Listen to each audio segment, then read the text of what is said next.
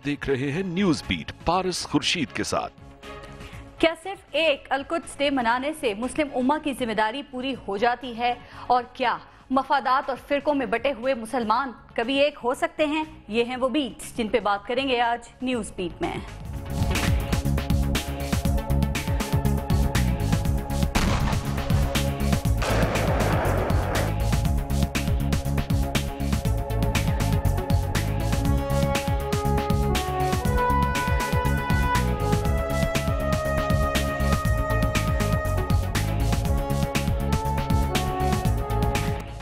Welcome to news beat, मैं हूं पारस खुर्शीद। आज पाकिस्तान भर में वजीर आजम के हुक्म पर मजलूम, मजबूर, निहत्ते, बेकस और बेबस फलस्तीनियों से इजहार यकजहती के लिए यौम स्याह मनाया गया।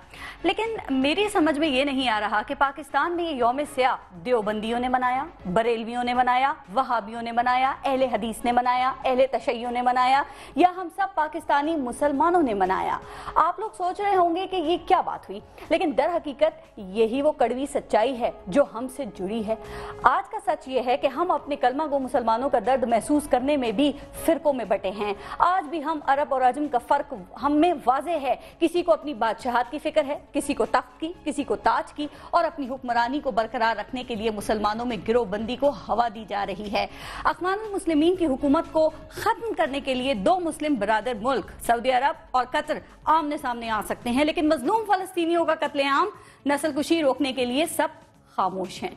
शाम में अपनी मर्जी की हुकूमत के कयाम के लिए मुस्लिम उम्मा की सफबंदियां तो हो सकती हैं, लेकिन फलस्तीनियों पर जारी जुल्म रोकने के लिए एक होना ख्वाब है। शायद इसकी वजह यह है कि फलस्तीनियों का खून ना ही किसी के इक़्तिदार को दवाम दे सकता है और ना ही किसी के इक़्तिदार का खात्मा कर सकता है। आज सरजमीन फ़लस्तीन के मजलूम लोग पूछ रहे हैं कि उनका सलाउद्दीन अयूबी कहाँ है, उनका मोहम्मद बिन कासिम कहाँ हैं? क्या इराक और शाम के अमीरुल मोमिनीन अबू बकर अल बगदादी, मुल्ला उमर, ऐमन अल जवाहिरी, मुल्ला फजलुल्लाह, जलालुद्दीन हक्कानी, नाइजीरिया की बोको हराम, सुलामिया की, सोमालिया की अल शबाब, अल नसरा फ्रंट, अल बदर और टीटीपी, क्या आपकी तलवार, आपका खंजर, आपकी बंदूक, आपकी शुजात, आपकी बहादुरी, आपका जोर सिर्फ और सिर्फ मुसलमानों पर है? इस्लाम के नाम लेवाओं पर है? गर्दनें काटेंगे तो मुसलमानों की, लाशें गिराएंगे तो मुसलमानों की, मसाजिद तबाह करेंगे तो मुसलमानों की। क्या आपके इस्लाम सिर्फ इस्लाम लेवाओं पर ही है? जबरदस्ती का नाम है? क्या यही इस्लाम की खिदमत है? क्या इसी तरह इसी रास्ते पर चलकर अल्लाह के दीन की सरबलंदी हो सकती है, मुसलमानों की आज़ादी होगी? इन्हीं चीज़ों से, इन्हीं पर प्रोग्राम में आज हम बात करेंगे और हमें ज्वाइन करेंगे अब से कुछ देर में हमारे साथ जनरल सेक्रेटरी वहदतुल मुस्लिमीन अल्लामा राजा नासिर अब्बास साहब मौजूद होंगे। हमें ज्वाइन करेंगे चेयरमैन सुन्नी इत्तेहाद काउंसिल साहबजादा हामिद रजा साहब, सीनियर एनालिस्ट हमारे साथ और ये मकबूल जान साहब मौजूद हैं, और हमें ज्वाइन करेंगे मजहबी रहनुमा मुफ्ती अब्दुल कवी साहब। एक ब्रेक लेते हैं, पहले बात करेंगे, ब्रेक के बाद देखते रहिएगा न्यूज़ बीट।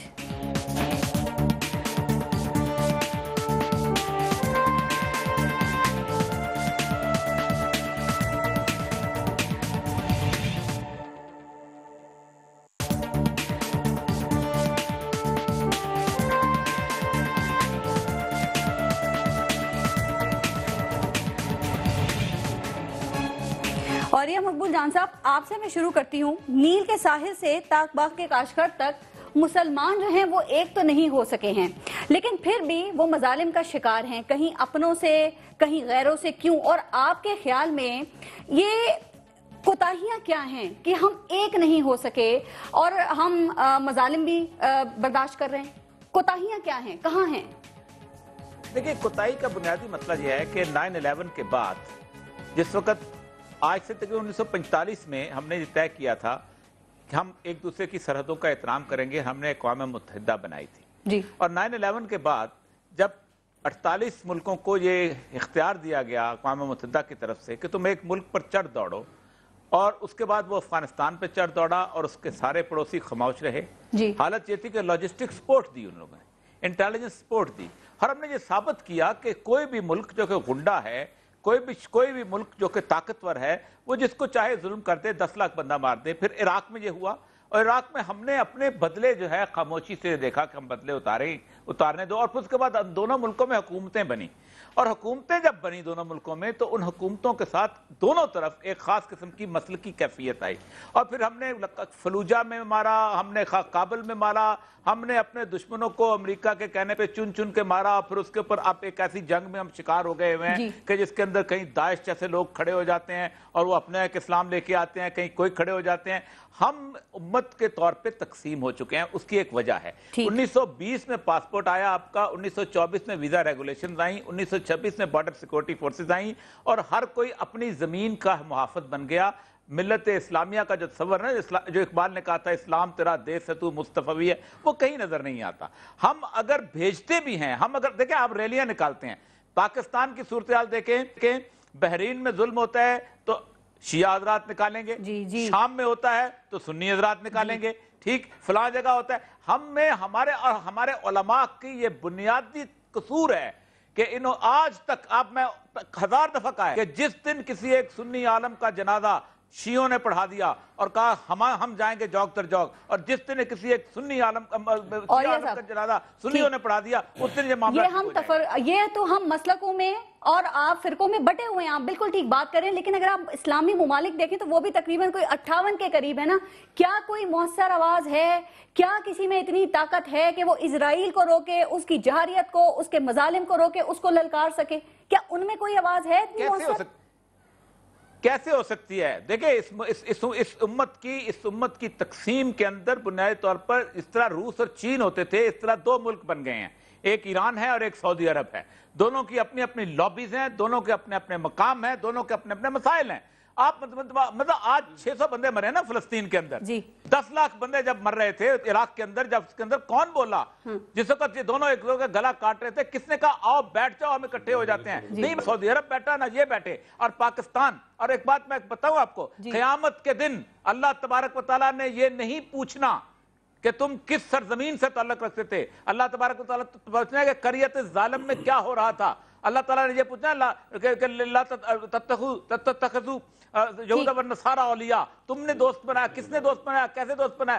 یہ ساری چیزیں جو ہیں یہ ہمارے ہاں لیڈرشپ بھی خرابی ہے، اور سب سے بڑا مسئلہ یہ ہے کہ ہمارے آپ کی کچھ باتوں سے مجھے لگ رہا ہے علامہ ناصر عباس صاحب جو ہیں وہ شاید ایگری نہیں ہیں، اتفاق نہیں کر رہے، تو میں ان سے پوچھوں گی ذرا بتائیے گا، لیکن پہلے یہ بتا دیجیے گا کہ کیا صرف ایک القدس ڈے منانے سے امہ مسلمہ جو ہے اس کی ذمہ داریاں پوری ہو جاتی ہیں؟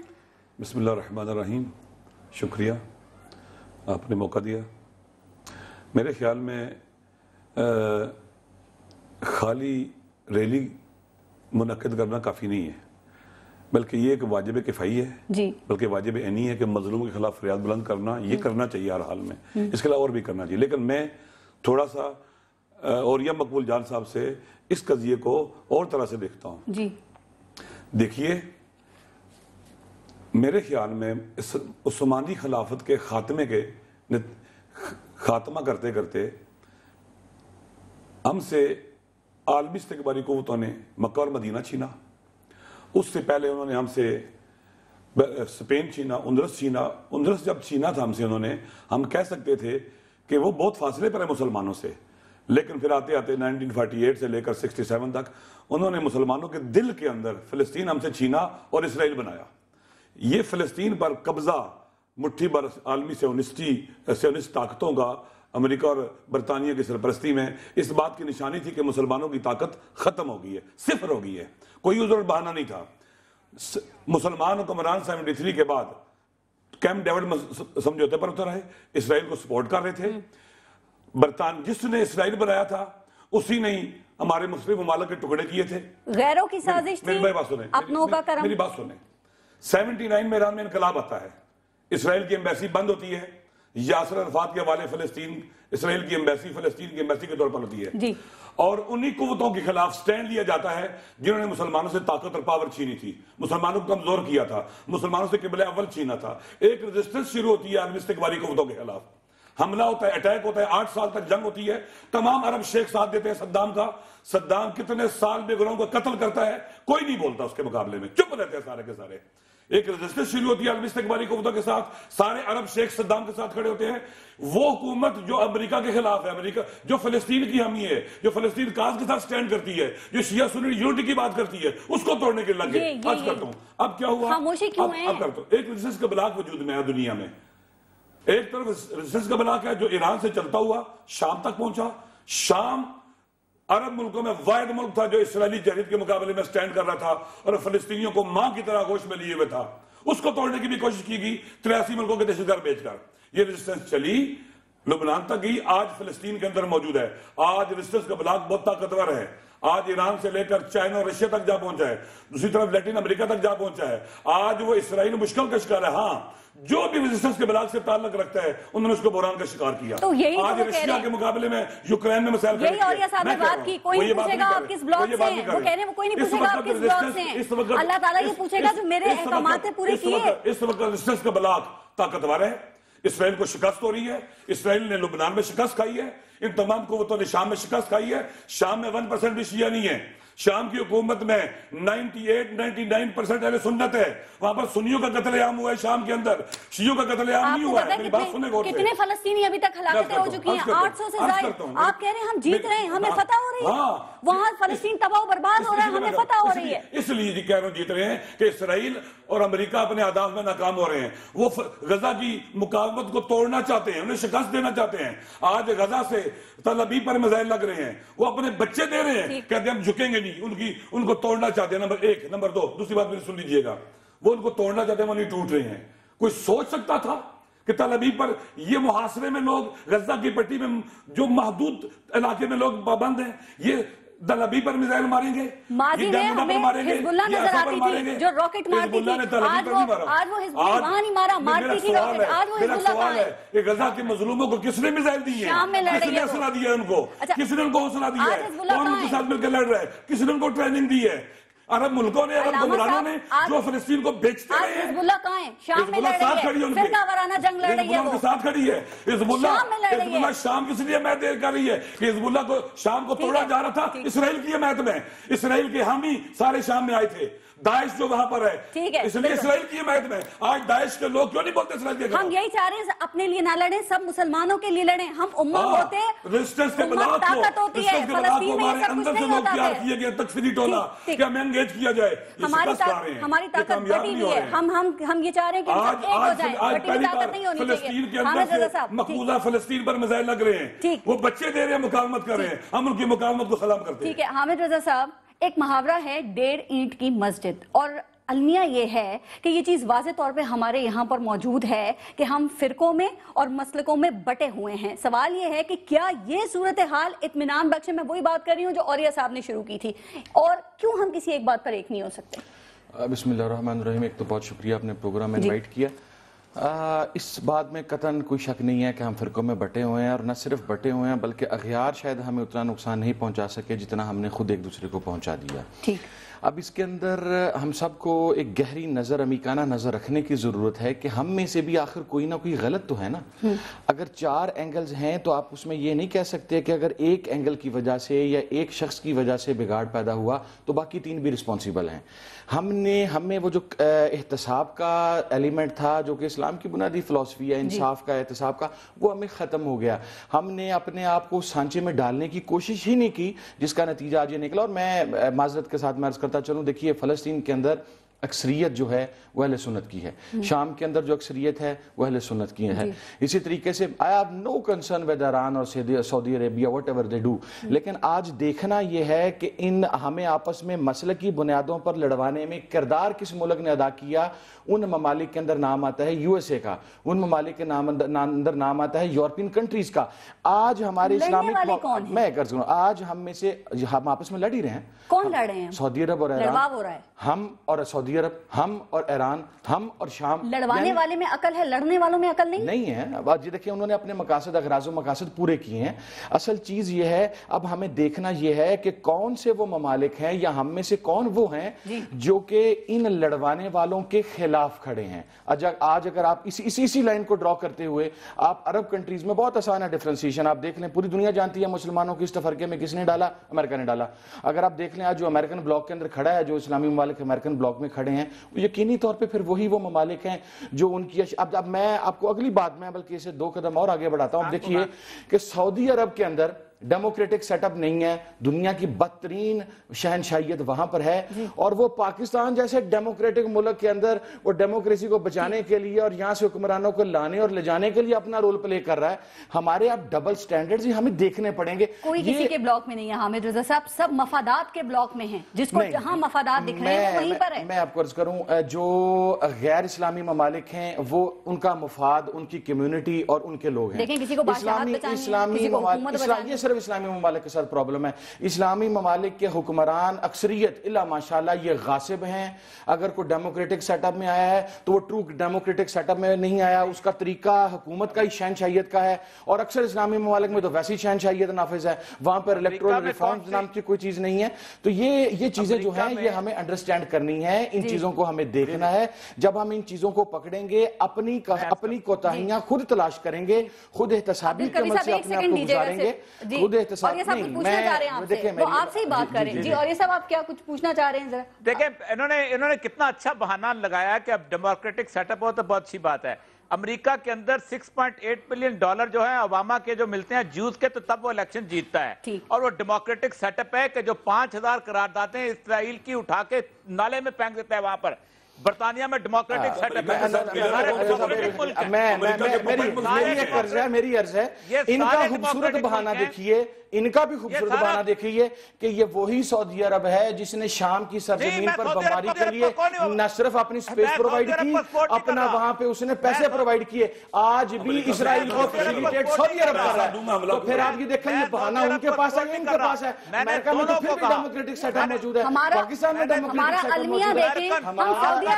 سعودی عرب پہ بات کریں کی بات کو دیکھیں, ان کی بات میں مجھے شدید تحفظات تھے, میں نہیں بولا. یہ ہماری ٹریجڈی ہے کہ ہمارے انٹلیکچوئل بھی نہیں سیکھ سکے کہ گفتگو کا طریقہ کار کیا ہے. ان کی آدھی باتوں سے مجھے اختلاف تھا, لیکن میں نے خاموشی اختیار کی, میں اس دوران میں نے انٹرفیئر نہیں کیا. ابھی میں بات کر رہا تھا, انہوں نے مجھے درمیان میں ٹوک دیا. اب بات یہاں سے تلخی کی جانب جائے گی. ہم اپنی قوم کو ایجوکیٹ نہیں کر سکے, بینگ مسلمان ہم لوگوں کو نہیں سمجھا سکے کہ جو اچھا ہے اس کے لیے you have to stand up. ایک ہونے کی ضرورت ہے اس وقت میں, ایک ہونے کی یقینی طور پر ضرورت ہے. میں آپ کو صرف ایک بات عرض کر دوں, دیکھیں اس حوالے سے کسی قسم کا جو بھی, میں کسی مذہب یا مسلک کا مخالف نہیں ہوں, جو بھی ایک اچھی آواز کسی مسلک سے اٹھے گی جو ایکسٹریمزم کے, دہشت گردی کے خلاف ہوگی, میں اہل سنت کی جانب سے آپ کو یقین دلاتا ہوں سب سے پہلے ہم انہیں سپورٹ کریں گے. لیکن اس آواز کو آن دا ریکارڈ اٹھنا ہے, not on the of the record, کہ جو پولیٹیکل فیسز ان ملیٹنٹس کے پاکستان میں اور دنیا کے اندر موجود ہیں, جب وہ کیمرے سامنے آتے ہیں تو وہ کہتے ہیں نہیں جی یہ ہے یہ ہے یہ ہے. جب آف دا ریکارڈ جاتے ہیں تو اپنے انہی ملیٹنٹ ونگز کو سپورٹ کرتے ہیں, کہتے ہیں کہ نہیں جی وہ غلط کر رہے تھے. یہ آن اور آف کی بحث سے باہر آنا ہے. مفتی عبدالقوی صاحب, کیا آپ ان باتوں سے ایگری کرتے ہیں, اور کیا مفادات اور فرقوں میں بٹے ہوئے جو ہم لوگ ہیں, مسلمان جو بٹے ہوئے ہیں, اپنے قتل کو روکنے کے بھی قابل ہیں ہم؟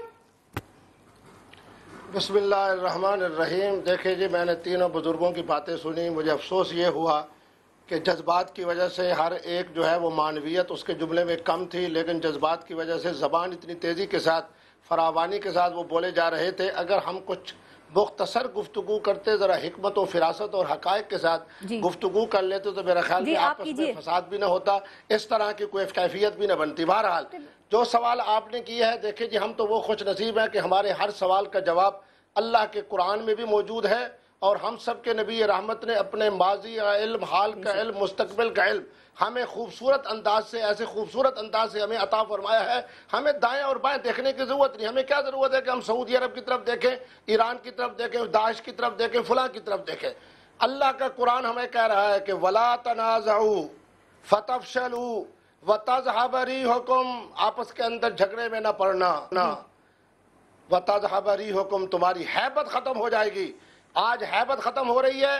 ہم سعودی عرب کو بھی دیکھ رہے ہیں کہ دنیا کے اندر اس کی کیا ہیبت باقی رہی ہے, ایران کے اندر دیکھ رہے ہیں کہ اس کی کیا ہیبت باقی رہی ہے. حالانکہ اللہ رب العالمین نے دنیا کے تمام خزانے ہمیں عطا فرمائے ہیں. انڈونیشیا اور ملائیشیا کی طرف چلے جائیں, ربڑ کی بہت بڑی مقدار اللہ نے ہمیں عطا فرمائی ہے, پٹرول اللہ نے ہمیں عطا فرمایا ہے, عقل و فراست کے حوالے سے ذہین ترین نوجوان اللہ نے ہمیں عطا فرمائی ہے.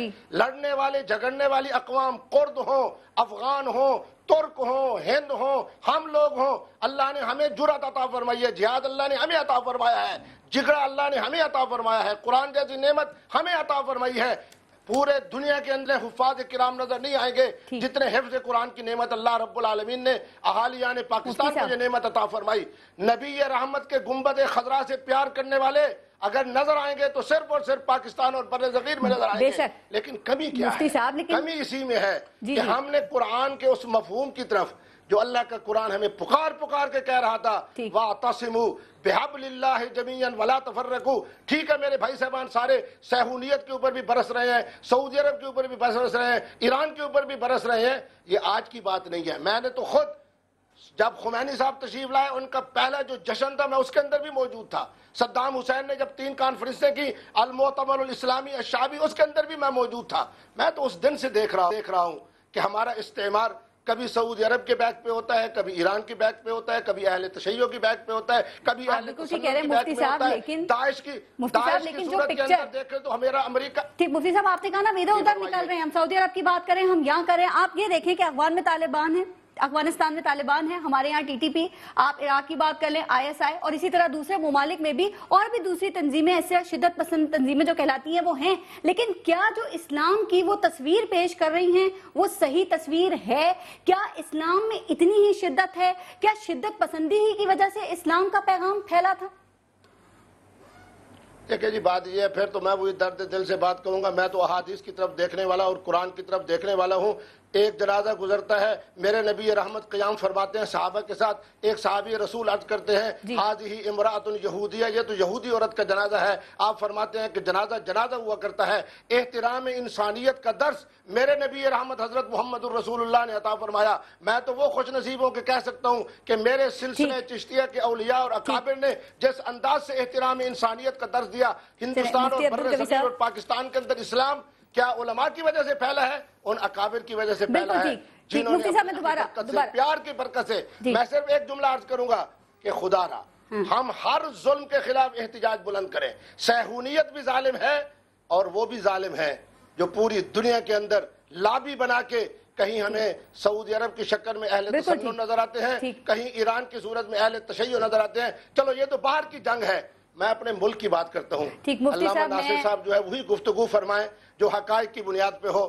محترم جان صاحب وہی گفتگو فرمائیں جو حقائق کی بنیاد پہ ہو. اب ذرا حقائق پہ سوال کر لیتے ہیں. جناب ہمارے محترم جناب رضا صاحب بڑی عمدہ گفتگو فرماتے ہیں. معنی یہ ہے کہ ہمیں وہ گفتگو کرنی ہے جو ظالم ہے وہ ظالم ہے, خواہ وہ وزیرستان میں ہو, خواہ وہ سوات میں ہو, کا کہیں ہو. تو پھر ہم میں اتنی منافقت کیوں ہے مفتی صاحب؟ پھر اتنی منافقت کیوں ہے کہ ہمارے ملک میں جو آپریشن ہو رہا ہے اس کی ہم حمایت میں بھی کھل کر نہیں بولتے ہیں, جبکہ وہ ہماری ملک کی سلامتی کے لیے ہے, ہمارے ملک کی بقا کے لیے کیوں نہیں بولتے؟ کیوں ہم اتنے منافق ہیں؟ پھر دیکھیں میں تو آپ نے تو منافق کہہ دیا, میں تو اس سے آگے لفظ کہنے والا تھا. بات یہ ہے کہ ہمارے ملک کے اندر ملائیت تقسیم ہے. ٹھیک ہے, طالبان جس فرقے سے تعلق رکھتے ہیں اس فرقے والے مر جائیں گے. طالبان کے بارے میں کوئی جملہ نہیں کہیں گے.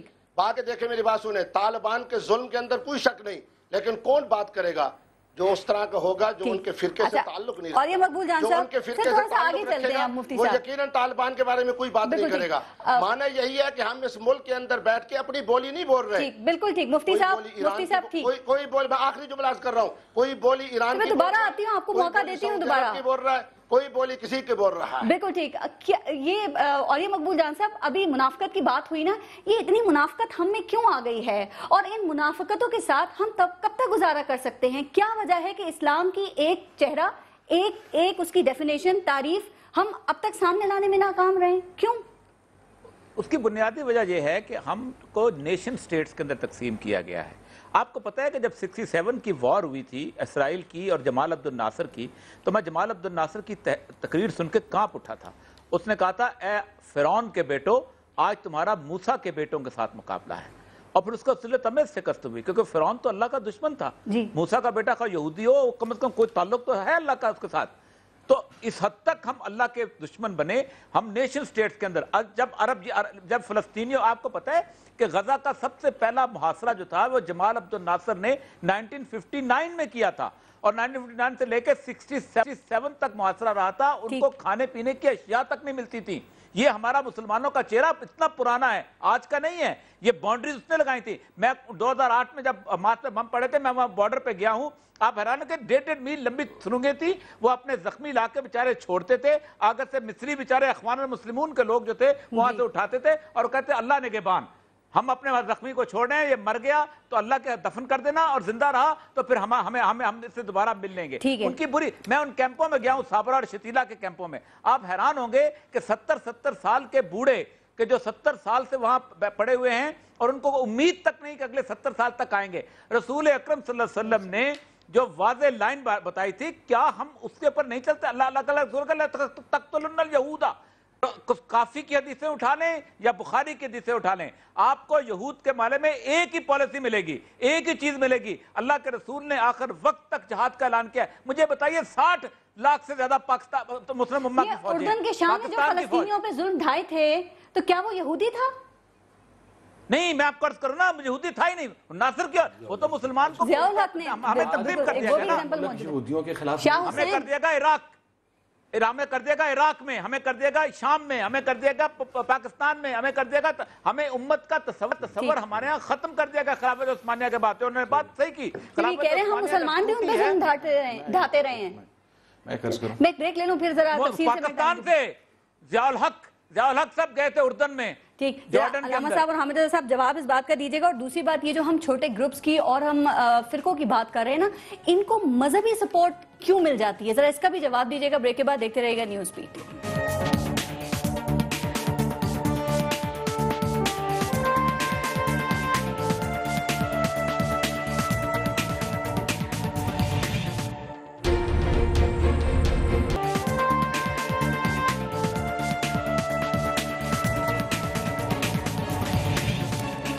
علامہ صاحب، آپ سے سوال سے پہلے خبر وہ یہ آ رہی ہے کہ اسرائیلی کابینہ نے جنگ بندی کی جو تجویز ہے اس کو مسترد کر دیا ہے. اور بریک سے پہلے جو میں آپ سے بات کر رہی تھی کہ وہ فرقوں کی اور جو چھوٹے گروپس ہیں ان کے حوالے سے جو بات ہو رہی تھی، تو ان کو مذہبی حمایت جو ہے وہ کیوں حاصل ہو جاتی ہے؟ اور ذرا اس کو بھی کلیئر کیجیے گا کہ آپ کے خیال میں ان کے ہونے کا جواز مذہبی ہے، سیاسی ہے یا علاقائی ہے؟ دیکھیے کہ اسلام بے گناہوں کو قتل کی اجازت نہیں دیتا. جی، قرآنی آیات اس میں واضح ہیں. من قتل نفسا بغیر نفس و فساد فی الارض فکانما قتل الناس جمیعا. اور حکومت کے اندر، اسلامی حکومت، مسلمانوں کی حکومت کے اندر اگر کوئی یہ کام کرے اس کو مفسد فی الارض بھی کہیں گے، بعض صورتوں میں محارب بھی ہوگا، باغی بھی ہوگا. دین، اسلام، قانون، آئین مسلح جتھے دہشت گردی کرنے کی اجازت نہیں دیتا. یہ رحمت للعالمین کا مذہب اسلام. ٹھیک، جب آپ یہ جو جتنے بھی کام ہو رہے ہیں یہ اسلام کی جو حقیقی تعلیمات ہیں ان کے خلاف ہیں. اب یہ لوگ آتے ہیں مذہب کو سیاست میں استعمال کر رہے ہیں. پھر ہوتا یہ ہے کہ ایک مقدس حقیقت جو مذہب کے نام پر ہے، اسلام کے نام پر ہے، اسے استعمال کیا جاتا ہے. تو یہ رجحان ٹھیک ہے یا غلط ہے؟ یہ غلط رجحان ہے. جتھے بنانا، ظلم کرنا، دہشت گردی کرنا، یہ آئین، قانون، دین، شریعت کے خلاف ہے، چاہے وہ شیعہ ہو چاہے سنی ہو. اس وقت دنیا میں خدا شیعہ سنی مسئلہ ہے ہی نہیں ہے. شیعہ سنی اکٹھے ہیں. یہی جتھے جو ان استقباری قوتوں نے، جنہوں نے دنیا اسلام کو چھوٹے ٹکڑوں میں بانٹا تھا، یہ جتھے انہوں نے بنائے ہیں، انہوں نے گروپ بنائے ہیں، انہی کی سپورٹ سے بنے ہیں تاکہ مسلم ممالک جو ان کے مخالف ہیں ان کو انگیج کیا جائے، انہیں کمزور کر دیا جائے. 20 کروڑ کا ایٹمی ملک پاکستان کن کی وجہ سے کمزور ہے؟ کس نے کمزور کیا ہے؟ شیعہ نے؟ سنی نے؟ نہیں، ایک خاص سوچ نے جو دہشت گرد جنم دیتی ہے. وہ سوچ ایک ایسی ماں ہے جس کی کوکھ سے قاتل پلتے ہیں، پھر سر پر امامے رکھے ہوئے ملا کہتے ہیں یہ دہشت گرد ہمارے بچے اور بیٹے ہیں، اور ان کو پھر یہاں سے سپورٹ ملنا شروع ہو جاتی ہے. یہ حماقت ہے، یہ واقعی اسلام کی تعلیمات نہیں. اچھا، اب ذرا اگر ہم اپنے پہ آئیں گے، ہمیں امریکہ نے کہا ہے کہ ایٹمی پاکستان جو ہے وہ اپنے ملک کے لوگوں کو بجلی بھی نہیں دے سکتا، نہ دے سکے. امریکہ نے کہا تو نہیں تھا کبھی. ہمارے بھی نہ لکھیاں ہیں، اپنی بات کریں نا. پھر بھی نہ لکھیاں ہیں. اور اس کے اندر جو اس ملک کے اندر جو بھی کھیل کھیلا گیا گزشتہ 35 سال میں، ضیاء الحق کے زمانے سے جو شروع ہوا، اور جس ملک کی فوج موجود ہو اس کو جہادیوں کی کیا ضرورت ہوتی ہے، اس کو دہشت گردوں کی کیا ضرورت ہوتی ہے؟ پھر مخصوص سوچ کے لوگوں کے جہادی بنانا، ان کے ٹریننگ کیمپ بنانا، ان کو ٹریننگ دینا، پھر وہ آ کے شیعہ اور سنی دونوں کو ماریں. وہ عیسائیوں کو ماریں، وہ چرچز پر عمل کریں، وہ ٹیمپلز پر عمل کریں. یہ ہماری کمزوری ہے. ہم کھیل کھیلنے کے لیے کرائے کے ٹٹو کیوں بنے ہوئے؟ انگیج کیا جاتا ہے. ٹھیک ہے، یہاں کمزوری ہے نا، ہماری کمزوری ہے، یہ کمزوری ہے. یہ منافقتیں ختم ہونی چاہیے. پاکستان میں شیعہ سنی مسئلہ نہیں ہے، عراق بھی شیعہ سنی مسئلہ نہیں ہے. وہاں کا پریزیڈنٹ کرد ہے، سپیکر اہل سنت ہے. اس وقت موصل میں، انبار میں، نینوا کے علاقے میں جو وہاں کا سپیکر اہل سنت ہیں، اہل سنت علماء نے داعش کے خلاف جہاد کا فتویٰ دیا ہے. آپ مجھے بتائیں کس سنی مذہب کے اندر ہے کہ انبیاء کی قبروں کو گرایا جائے، حضرت عمر کے پوتے کی قبر کو مسمار کیا جائے، مسجدوں کو مسمار کیا جائے، اولیاء اللہ کے مزاروں کو گرایا جائے؟ یہ ایک سوچ ہے، وہی سوچ ہے یوسف علیہ السلام کے مزار کو بھی وہی سوچ ہے جس نے مدینہ کے اندر جنت البقیع کو گرایا، جس نے وہاں اصحاب رسول کے مزاروں کو گرایا، اہل بیت رسول کے مزاروں کو گرایا. وہی سوچ ہے جو کربلا تک آئی تھی، امام حسین کے مزار کو گرایا تھا. لہٰذا ہمیں اس سوچ کو ختم کرنا پڑے گا. ہاں اختلافات تاریخی ہے ہمارے آپس میں، وہ علمی حلقوں میں ہونے چاہیے، عوام میں نہیں جانے چاہیے، تحمل اور بردباری کی تعلیم دینی چاہیے. ایک بات میں جو آخر میں کہنا چاہتا ہوں، میں پھر کہتا ہوں، غزہ میں اسرائیل کا جو ہدف تھا وہ پورا نہیں ہوا. کیا تھا؟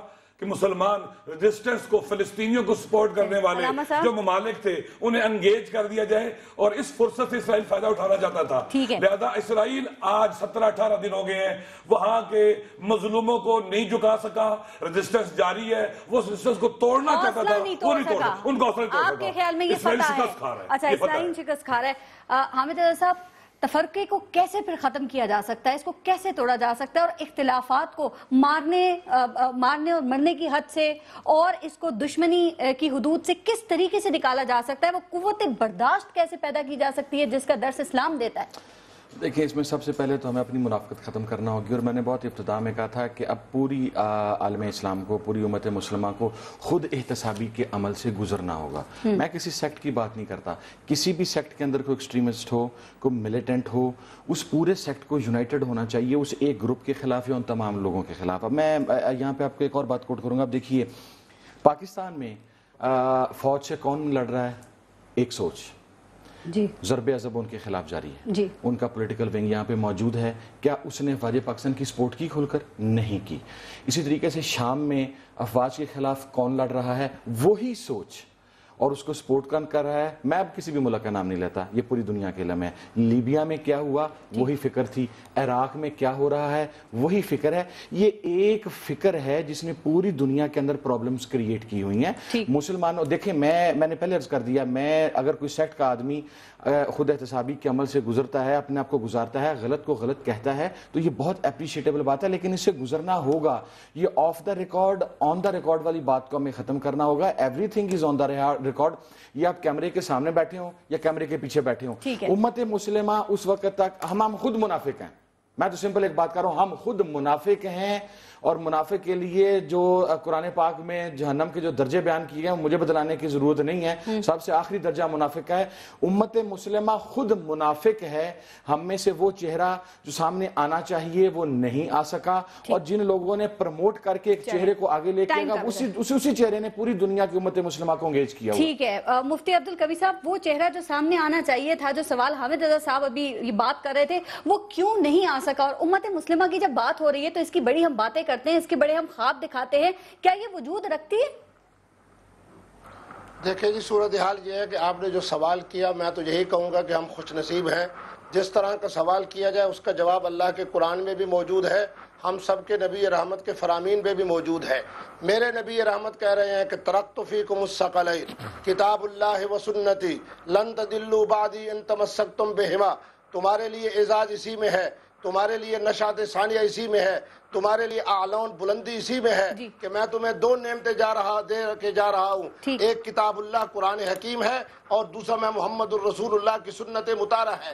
جو باتیں آپ کہہ رہے ہیں، جب منافقت ہوگی کس کے اندر؟ مذہبی لوگوں میں منافقت، جنہوں نے اصلاح کا کام کرنا تھا، جن کو اللہ رب العالمین نے منصب یہ عطا فرمایا تھا کہ علماء امتی کا انبیاء بنی اسرائیل. میرے نبی رحمت کہہ رہے ہیں کہ ختم نبوت کی برکت سے میری امت کے علماء جو ہے وہ بنی اسرائیل کے انبیاء کی طرح ہوں گے. کوئی موسیٰ کی طرح ہوگا، کوئی عیسیٰ کی طرح ہوگا. لیکن جب میرے جب میرے جیسے شکل والے حضرات، بڑے ادب کے ساتھ 10 سیکنڈ میں بات ختم کر رہا ہوں، میری شکل والے لوگ، قرآن بھی سامنے ہوگا، احادیث بھی سامنے ہوں گی، پگڑیاں بھی ہوں گی، شکل کے حوالے سے یہ پتہ چلے گا کہ ان سے زیادہ مومن کوئی نہیں ہے، لیکن منافقت کے اس درجے میں ہوں گے، بولیں گے تو خلاف قرآن ہوگا، عمل ہوگا تو خلاف سنت ہوگا۔ میں 10 بستہ تمام حضرات سے جو میرے اس وقت شریک گفتگو ہیں اور ان کے مسلک کے لوگ ان سے وابستہ ہیں، ان کو یہی کہوں گا کہ میں بس 10 جملوں میں ان کو کہوں گا کہ خدا را اس بر صغیر کے مسلمانوں پہ رام کھائیں۔